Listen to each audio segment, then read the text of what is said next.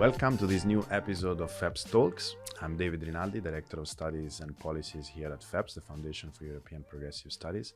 And I'm very thrilled to welcome here today at FEPS in our headquarters, Agnes Jongerius, member of the European Parliament, lead member of the S&D Group. You have been basically, I would say, the leader of the S&D in this legislature on social and economic issues, because you have been the coordinator in the EMPL committee for the S&D, but also the chair of the Social Europe Network for the Party of European Socialists. Plus, you have been, pushing a lot for the big agenda of Social Europe. Agnes, it's a pleasure to have you here. Okay, it's nice to be here. Yeah. And the very first question, maybe I would say a general assessment on this legislature and on the different files that have been pushed forward. You have been at the forefront. We have been able to achieve maybe even more than we had expected at the beginning, at least from some operator and from myself as well. This is what it is the perception. You have a similar perception of a rather exceptional legislature when it comes to Social Europe, yes or no? And in case, what brought that about? How do you see, what are the conditions that we had in order to achieve meaningful results? You didn't say in your introduction that I was a trade union leader before coming to the European Parliament. And I must say, I came quite often to Brussels to meet in the headquarters of the European Trade Union Confederation, but also to take the streets to say to Barroso, please do something about social politics. And especially important after the banking crisis, when the European Commission forced quite a lot of member states to reduce their welfare states, to reduce their minimum wage, to push for austerity, and ordinary working people were suffering quite a lot. But our protests, our resolutions, and now the ETUC, didn't make any lasting impression, and even in the end of his mandate, Barroso came to one of the meetings of the ETUC board and say, yeah, sorry, but as a commission, I'm responsible for 3 babies, the economics, the social, and the environmental. But in the banking crisis, it was clear the economic baby was ill, so I had to concentrate everything on that at the expense of both others. And that was indeed also my impression. So the Barroso years totally lost. In my opinion, a change of mind came first after the Brexit referendum, because I think quite a lot of people didn't expect, let's say, ordinary working men and women in the UK voting for leave. While on the other hand, it's also clear that for them, when you say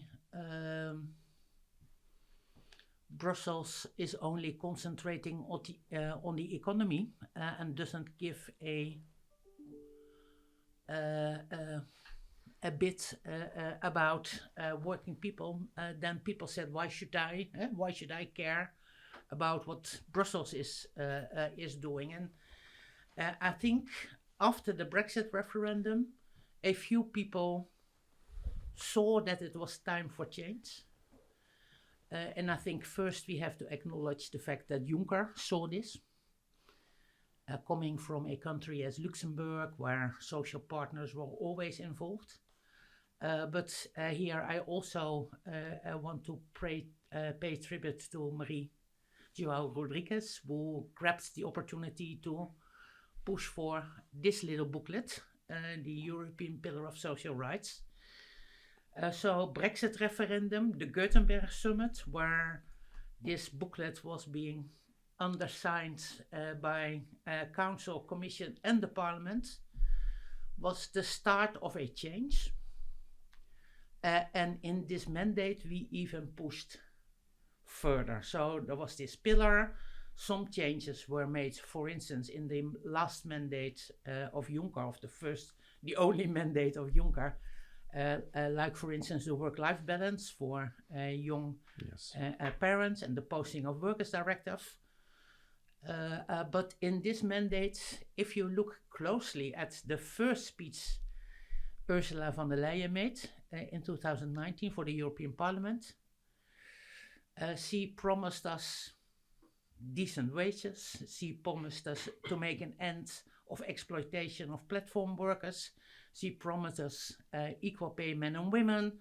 So she made quite a long list of commitments, and she didn't do this by herself, but this was because our political family have been pushing for this. And next to the Green Deal, which was also important in this mandate, the package of social commitments were made and were forced upon Ursula von der Leyen in the beginning of the mandate. And then we only need to keep pushing to not only have commitments in a first speech, but also make concrete proposals. And there I must say, Nicolas Schmit, as the Commissioner for Social Affairs, and our lead candidate now did a great job in pushing these proposals coming from the Commission to the Parliament and Council.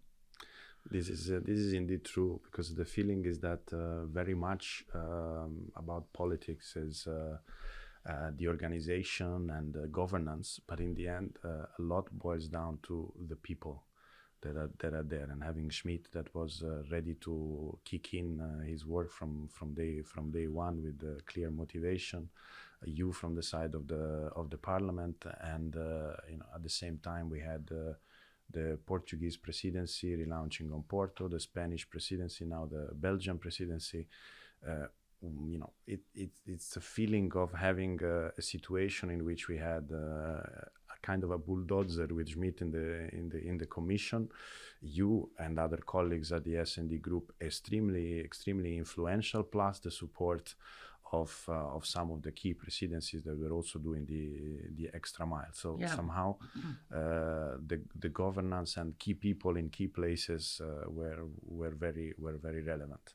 So but also, let's say, the beginning was the in pillar this of European social, pillar of social rights was also helpful in because there were a lot of people also in the Commission and in the Parliament who thought, the pre-European project is about earning money, and this whole, let's say, trickle-down economy thinking. So let's grow the internal market, and then everyone gets a bigger part of the cake, which is nonsense, of course. But there are indeed, I encountered colleagues who said, no, Juncker, that was the Social Commission. Now we are doing the real stuff again. But having this foundation, having the commitments of Ursula von der Leyen, and then pushing from different sides from our political family, made this a quite successful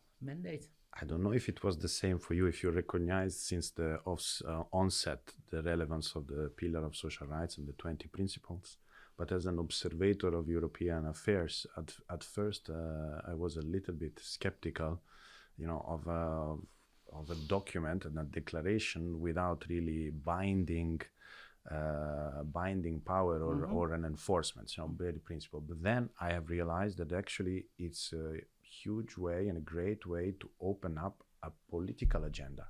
So it's not because the principles have an immediate application, but the ability to place something relevant in the agenda, so that legislative actions can follow, and you can hammer on social issues even after. So the issue is a little bit now what we had the action plan as well. We had the action plan. We had a lot of moments now. Where do you think is the next step taking up? So how can we still maintain this high attention on the social issues? It's not that that the two things are contraposing, but now there's a lot of attention on competitiveness, industrial policy, the transitions, plural, how we can maintain the fact that the social outcomes of the transition, of the transformation remains relevant in the Commission itself, or in the presidencies. Will not be easy. But like you said, indeed, the European pillar is now, it found its way in different policy areas. So it finds its way in the budgetary guidelines.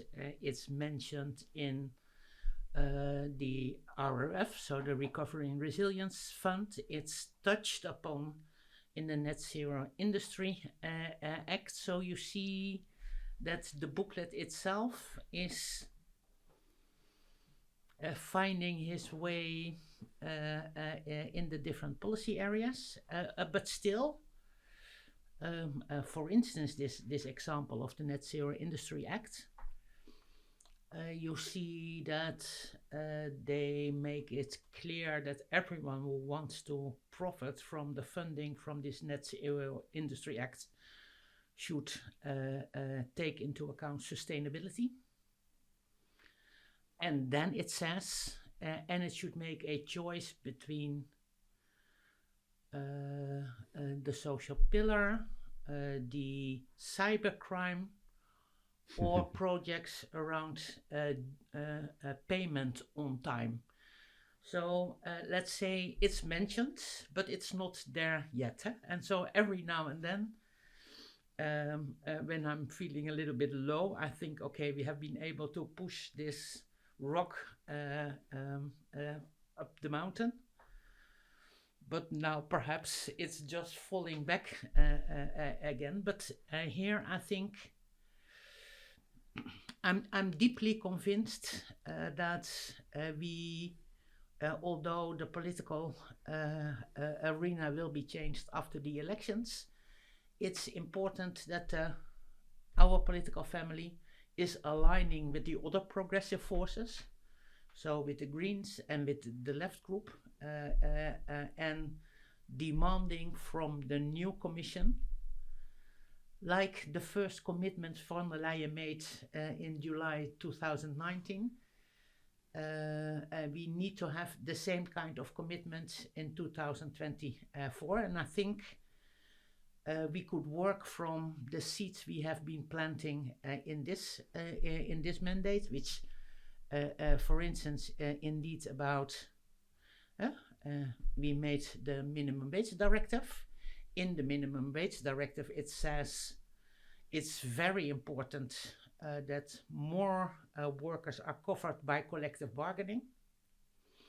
So I think we should introduce in the public procurement directive a condition that until 80% of the workers are covered by collective bargaining, no money is floating to this company or that project. So I think we have to be clever in combining all the seats which are there on the table. So public procurement, I think that's very important, is something which we can align the progressive forces with. And you can also make to, let's say, the other parties the simple question, why shouldn't we put our money where the law is? So I think we have the rhetoric on our side. Not only that, I was also, I must say, quite pleasantly surprised about the report of Enrico Letta, which was presented 2 months ago, something like that. Even less. Who was quite clear that an internal market can only function if the social fabric is also taken care of.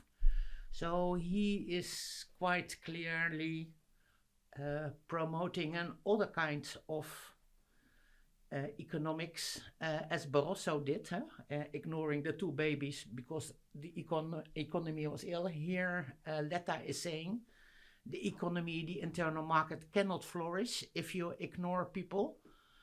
and don't take care of their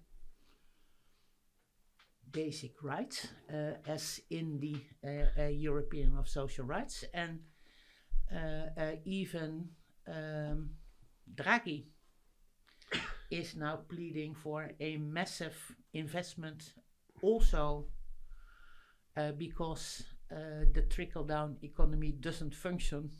If we really want to make the change for a sustainable and social economy, then we have to have big investment also at the European level.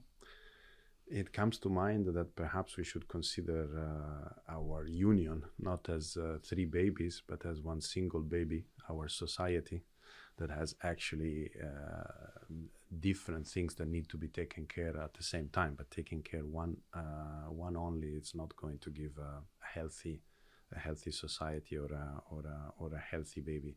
And I see a little bit the danger of going a little bit too much into the Draghi direction. That at least his report is not public yet, but it's a lot about, of course, consolidation and making sense of the single market for big companies. Getting from 36 companies in the telecom sector to 4 companies in the telecom sector, so that we can have scale and we can use the investment appropriately. But I'm thinking, okay, what are the implications then, that there are in terms of the movement of people, of working conditions, of even territorial and social cohesion, which are priorities of our union. So the feeling is that, okay, we have to, go to another stage of internal market probably. But indeed, as you are stressing, and also is present in Letta's report, we have to make sure that the internal market is delivering for everybody, even if for people that are not moving to other places. How to get the internal market for everybody in a sense. Yeah, and I think in that sense, when first Letta was talking about you don't only have the right to move as one of the 4 freedoms, and not only a movement of capital, goods and services, but also of people. When he first started to talk about you also have the right to stay, then I was thinking, okay, what does he mean? But if really this will be a cornerstone of new economic thinking, then indeed cohesion policy are also part of it, and perhaps also, let's say, put your investment, not only put your money where the law is, but also put your investments where it's perhaps needed most in order for people to stay. Because I think indeed I will always defend the freedom of workers to move around, because you cannot say capital, goods and services are allowed to move, but people should stay in their place. That's not fair. We know that Western European companies destroyed quite some employment. Yes. In Central and East Europe. So there is also this 4th freedom, which we have to defend. But I think we trying to think what would it mean that you should not be forced to stay to earn a decent living is also an interesting challenge. And I think indeed you're right, thinking about all these issues separately will not do the trick. Although of course we know that, let's say, the big businesses are lobbying for only the economy. But if we want to have the support of people of Europe for our cooperation and also all the things which are part of that, we should also take care of people. And therefore I'm going back again to this European Pillar of Social Rights. I know you cannot go to the butcher or the bakery and say, this is my pillar, can I have my meat or my bread for free? But it's in a way it's a to-do list where we have to work on, and for instance here, housing is mentioned in number 19. There are people who say, housing, that's not a European competence. But if you see that everywhere in Europe, young people have problems in starting their lives because they have insecure labor contracts, but also no affordable housing, then we have to work on this and have to see how we can make it work for people. And then you can say, yeah, see, it's part of the European Pillar 19. Please work on that. So I have this little booklet in my purse all of the time. It's useful. It looks a little Bible, a little guide, a little guidance. But indeed, since the European Pillar of Social Rights was issued, even though it's of course difficult to communicate to people the value of it and what the socialists have done, but if I look at you mentioned the work-life balance directive, also the other one on predictable working conditions, so that people know exactly what they can find in their contract, and we ruled out 0-hour contracts, for instance. We had the equality strategy, the care strategy, the child union, the child guarantee, skills agenda. Everything is rooted in, of course, the minimum wage, minimum and adequate wages. So a big agenda coming from Schmit and Dalli and other Schure as well. Different things. You mentioned two things. Very relevant: housing and public procurement, two things in which you have jumped. So another moment to dig on this, and then I will have other two policy areas. Okay. But first, both maybe on housing and on public procurement. On housing, if you have ideas about actually what Europe can do, because you mentioned there's not a lot of competencies at the European level, even though we had started a little bit through the Green Deal, maybe the renovation wave, so taking the angle of basically energy efficiency and in housing. So if you see it, because we notice also with the pandemics that it's a big inequalities in housing, ghettization, but we have European issues, short-term rentals and marketization of the sector that are affecting Europe. All the big cities and all the countries. So what can literally the union or the parliament or the S&D stand for? And I ask this, and then you answer in package, also because I really would like to stress the point that you make on public procurement, because I find it extremely relevant. You have been able to push it back in the top of the agenda of the group, and therefore of the union. This ability to shape the type of society and employment we want, thanks to the type of contracts that we give.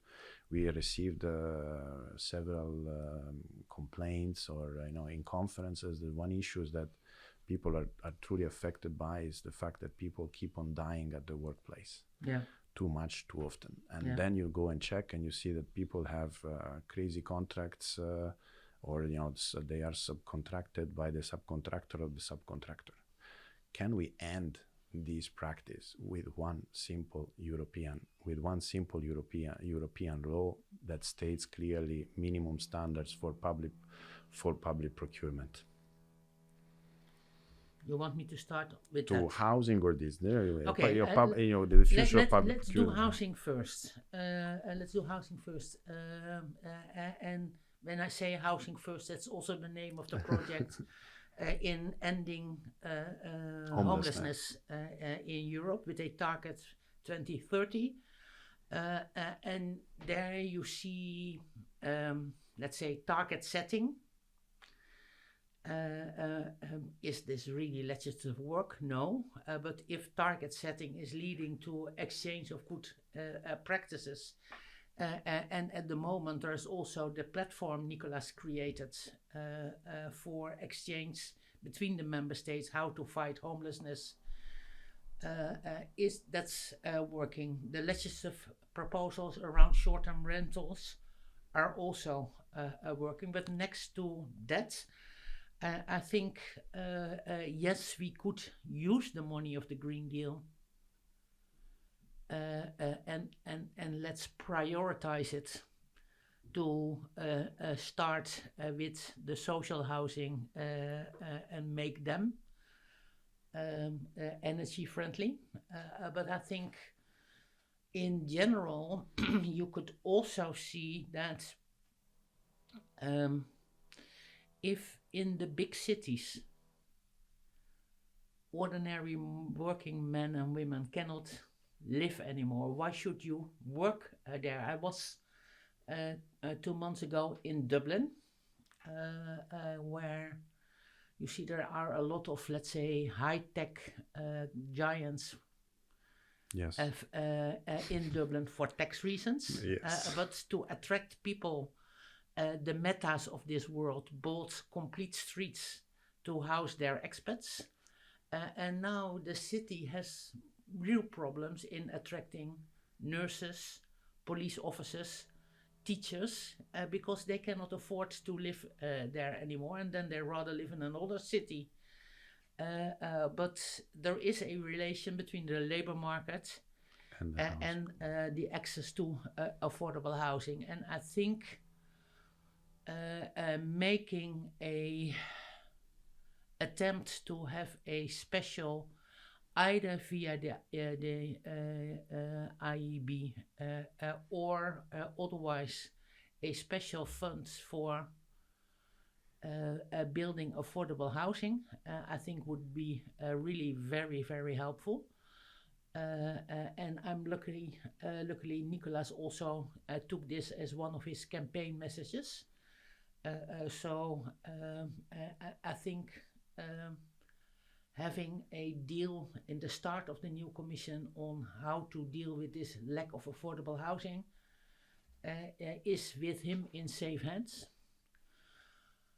Another way of having more money available for the social clauses is indeed using public procurement, because there's quite a lot of money floating around in the European Union. Huh? Yes. And here we are still working with this, let's say, old rules where in the Public Procurement Directive it states that a member state, when transposing this directive to legislation, can take into account social clauses. Can.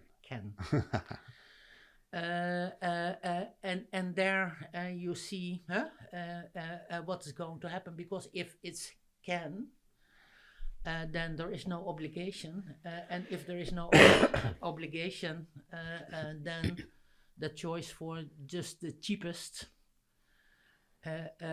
bid will be taken, and there it's clear that cheapest bids are often at the expense of ordinary working men and women. So I think we need a change of the Public Procurement Directive and have a shall instead of a can.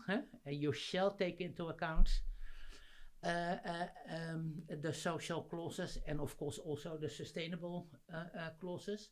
But we should also do this when handing out European money directly. Exactly. So it's not only for the member states, I think it's also for the European Commission. And here, just at the end of the mandate, we decided in the parliament to make a public procurement alliance together with people from the left group, from the Greens, and also from the EPP. And of course you can say the EPP will not agree as a whole, of course. As a whole, but if we can build with this alliance, and I think we can also look after the more social inclined people in the liberal groups, I think we can have a majority to really push for a change in the directive and in the way European money is being handed out. And then we could push even more for the commitments we made in this mandate. I think this sounds great. Sort of a smart and progressive conditionality for public procurement and European funds in order to make sure that health and safety at the workplace, but also, contracts, quality of contracts is guaranteed. Collective bargaining, trade union rights, democracy at work, all kind of things. That would be great. Yeah. In my mind, I'm thinking about sort of triple dividend of EU money. So whenever there is EU financing, you need to have a dividend in investment, but also better working condition and better environmental conditions. So, in that sense, you see that in some member states, our progressive family took the lead in. For instance, in Portugal, yes, they do it via tax credits. So if you are working with a collective agreement, you get a bigger tax refund as a company. So it balances out, but it's also making clear what your priorities are. And I think here I'm very much in favor of social legislation, full stop. But I think if we are able to integrate it in all these areas. Yes, it's a mainstreaming of social in the different aspects. Otherwise you take care of the industry and the social. You have to consider you have one baby, not different baby. Yeah. Yes, indeed. But exactly because we have one society and not completely different systems.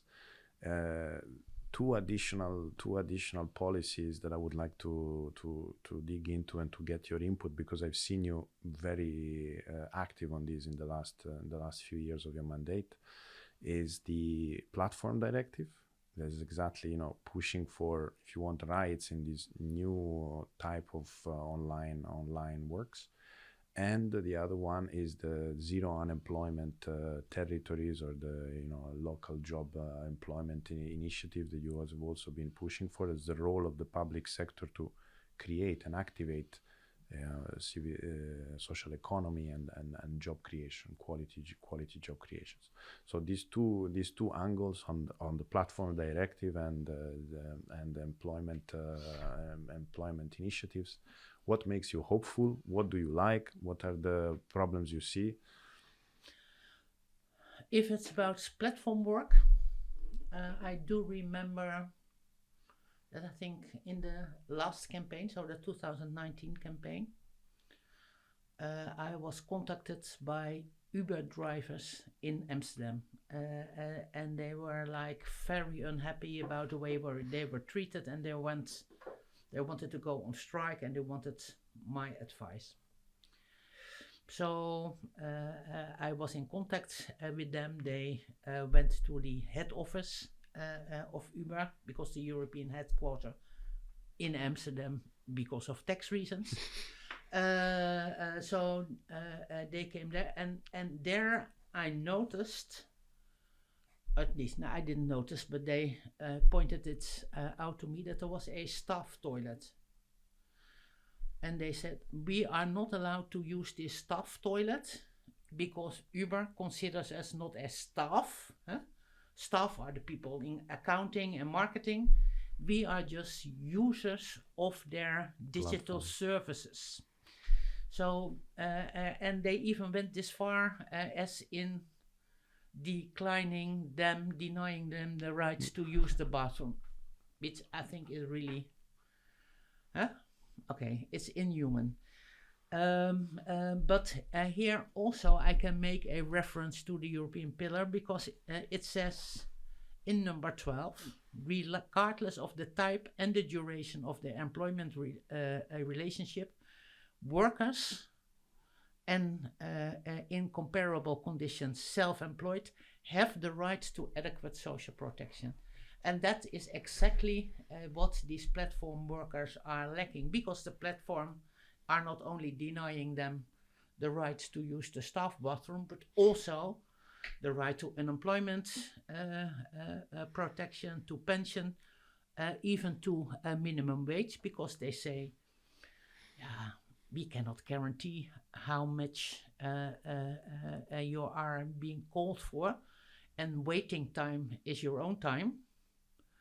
So people are not even getting a guaranteed minimum income. And here at the in fighting of a big lobby of the platforms, Yes. because they are really filthy rich. And powerful, yes. Powerful, have big lawyer firms, big advisory firms. I would say well connected with liberal governments, can we say that? Yeah, it's not for nothing that the name of Emmanuel Macron is being mentioned in the Uber leaks. They are well connected. They are also well connected to my still Prime Minister Mark Rutte in the Netherlands. We succeeded in, with a call on this, succeeded in saying, okay, it's not the case that a worker should go to court themselves, him or herself, to claim the basic workers' rights. But let's assume that people are just a employee with the basic workers' right, unless the platform can say for this worker or that one, he's an accountant, he's an IT specialist, it's a real self-employed person. So we were able to change in the legislation the presumption of an employment relationship, and shifting the burden of proof from the worker. So now the default is that they are employees. And if the platform wants to say otherwise, they have to come up with serious proof. The serious proof that this is not the case. And yes, this has been a huge fight. My colleague Elisabetta Guamini fought this fight for our political family. And Nicolas had to fight it first to come up with the proposal, because in that stage there was already quite a lot of resistance. And yes, in the end, it was indeed Macron still voting against, the German government abstaining, because the liberals there in that government want to follow the line of Macron. And they have this agreement that if they don't think alike on European proposals, the government in the council have to abstain. But luckily we were able to get all the others on board. And indeed in the last week the European Parliament was sitting, we were able to push the yes button for the proposal. I'm very happy with that. But then still, and that's something Nicolas is also saying, be it for the minimum wage directive, be it for the pay transparency directive, be it for the women on board directive, be it for the platform directive. It's all about transposing and indeed make it a reality for those drivers in Amsterdam. But we made some progress there. That's super. Maybe the other point on the other policy on the zero unemployment, that I saw that you were very close to this initiative as well. How hopeful you are that we can see we have seen something already now with Schmit making available several millions for these 23 millions for these, which is serious money. Yeah. It's indeed something we also were able just to indeed get announced at the end of this Parliament's mandate. And it's something where I worked on together with my colleague Aurore Laluc, because she's coming from France, and she is quite connected to what in France is called the Territoire zéro chômeur de longue durée. Absolutely, thank you. Or something like that. Something like that. And there are 60 of them in France, where instead of just pushing unemployed people to the labor market, and if you want to be successful, try to do this with the people who are just out of job, because they are the most easy to get back to the labor market. There they had in this system of these territoires a combination of local stakeholders sitting around the table and starting just to invite people to say, come work with us.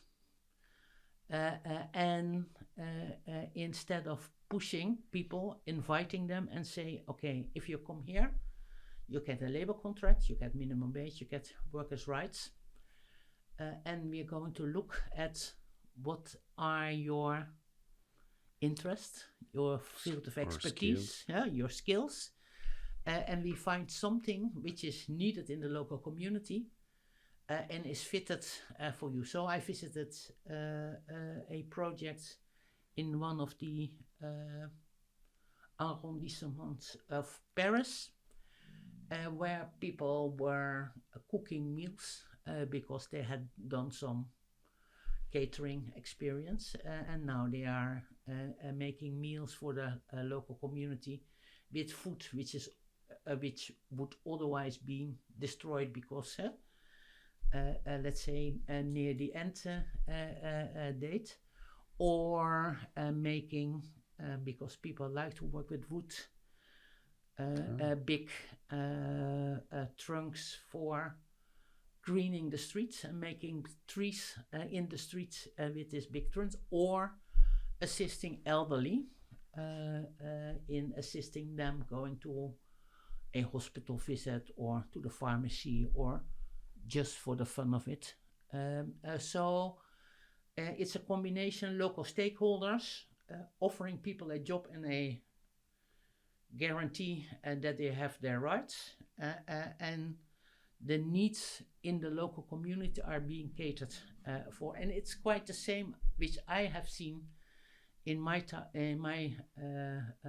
country, in the town of Groningen, where they did the same. So the official policy in the Netherlands is people should take the shortest route from social benefits to work. And here they say, no, you get just a place. And for instance, I met a man who was taking an eye on, is there a lot of stuff laying in the pockets and on the streets? But he told me, in the end, my main job is taking care and cuddling the elderly because they are so lonely. So then Jonnek, the deputy, came with the proposals from the Committee Wallonia. of the Region and the Wallonia, yes. And he decided to make this an opinion of the Committee of the Region. Aurora Leluc and I, we said, okay, let's try to get a pilot project funded. And instead of a pilot project, now we have a complete budget line with 23 million euro available. It's so good to see progressive people working and delivering for employment, to end unemployment, to activate people and communities, literally. Yeah, and making this, let's say, people-centered. So not centered around which is the quickest way to get you out of, but what's necessary for you. Yeah. With the guarantees, people also need to make the steps. So not the transfer, but the dignity of a job that is valued by your community, which makes it also sustainable over time. Absolutely. But Agnes, allow me maybe a more personal question. Could be a little bit political, but also personal. You know, something about your time, because you have been representing, in a sense, the labor and the socialist in your country. You know, be the head of delegation of the Dutch in the S&D Group. You have been representing, as you mentioned, the trade unions at the European Parliament, which is not an easy task, and probably very much needed. You have been representing social policies for all Europeans in this period. So I would say three big weights on your shoulder. What are you most proud about? What, you know, could be of the achievements of the things done, of the role that you have played in this legislature and the previous one. Something, you know, a little bit of I would say, what make you happy and proud. No, that we were able to integrate this policy in other fields of policies. Is of course, it's not done by me only, but I can claim some ownership of that, and I'm proud of that. But I think if I'm really have to single out one thing, is that indeed in this minimum wage directive, we are not talking about guaranteeing trade union rights and having more people covered by collective bargaining. And that's the real change in the European policy making, because we know the recipe of the Troika was to abandon collective bargaining. People are saying, "Oh, trade unions, that's something of the past. We don't need it anymore." I like a little bit of the talks of Uber, who are saying, "Oh, everyone wants to be flexible, and flexibility and basic rights are something of the 19th century, and now people can take care of themselves." With this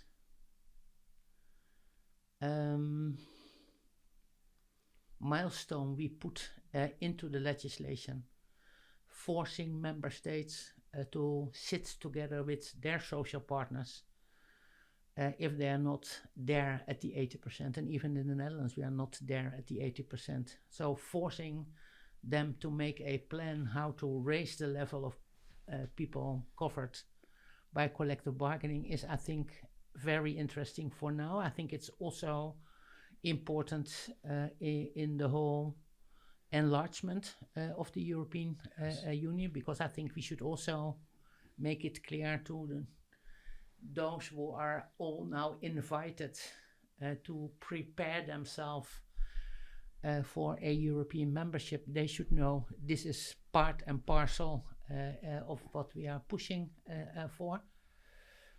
So this 80% collective bargaining, therefore enabling trade unions at national level to fight their fights.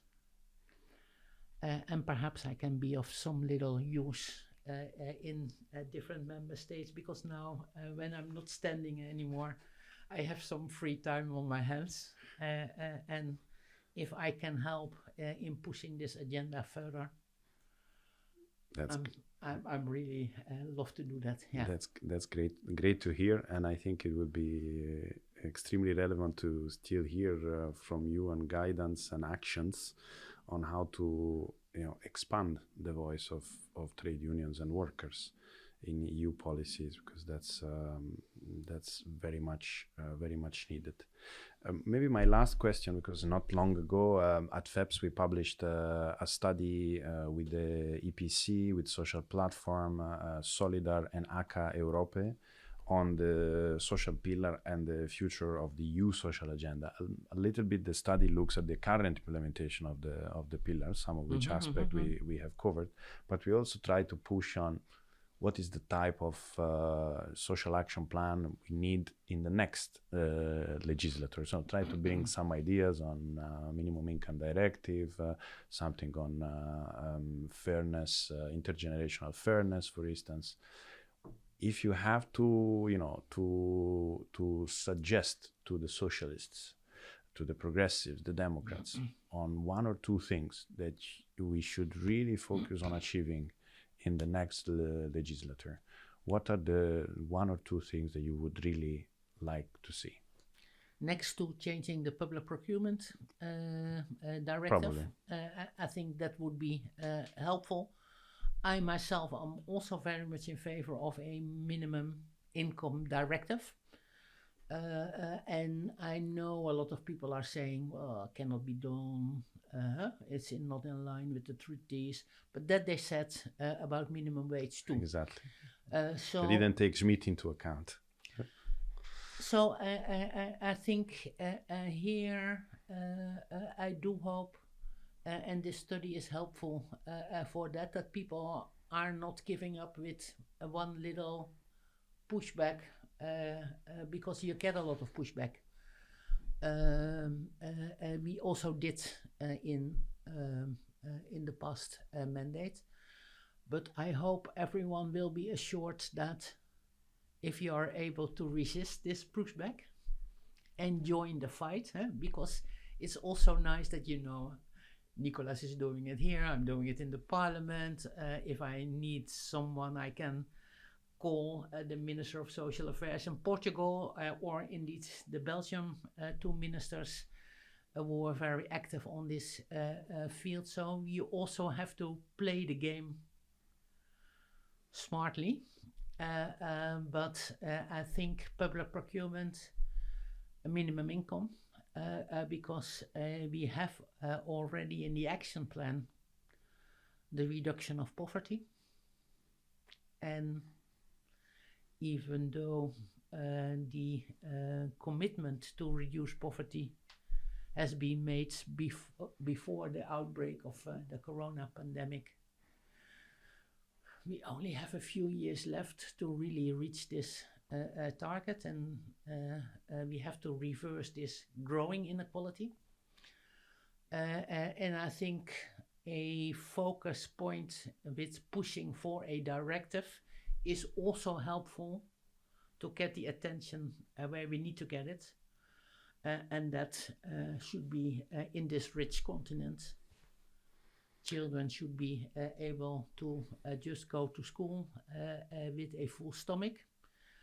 Parents should be able to every now and then invite someone over for a play date and not being afraid that people are looking, why is there no heating or no carpet on the floor? It's a debate about also human dignity. And fighting for a minimum income directive can be a nice symbol to fight for this dignity for all citizens in Europe. Indeed. I think a union that prioritizes on dignity and ending poverty should be a union that makes us proud. Yeah. Thanks a lot, Agnes, for this, I would say, inspiring talk that looks at what we have achieved and still put some grains on an initiative on what we have to achieve still. We had Agnes Jongerius with us, head of the Dutch Delegation to the S&D, and also coordinator in the EMPL committee. Thanks a lot, Agnes. See you soon for the next episode of FEPS Talks, and have a look on the nice material we have on our website on Social Europe, because this is a fight we all have to carry on.